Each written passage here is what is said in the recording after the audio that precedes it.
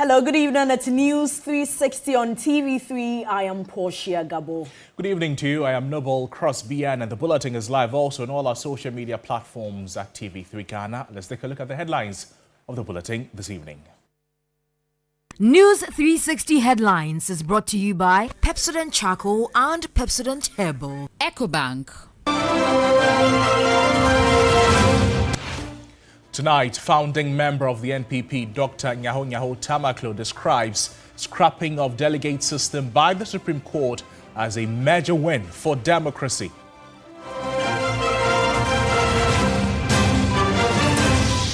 Supreme Court unanimously upholds OSP prosecutorial powers, ruling they do not breach Article 88 of Constitution.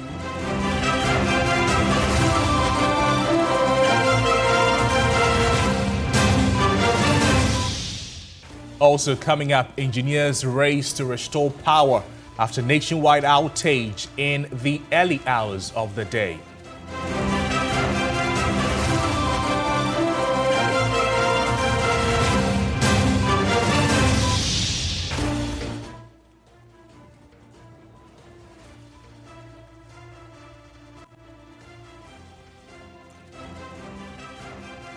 In business news, energy analyst cites technical failures and underinvestment in Ghana's power distribution for grid faults. We'll bring you some international news tonight as former top U.S. health official Anthony Fauci refuses to answer questions at U.S. Senate hearing discussing the origins of the COVID-19 pandemic.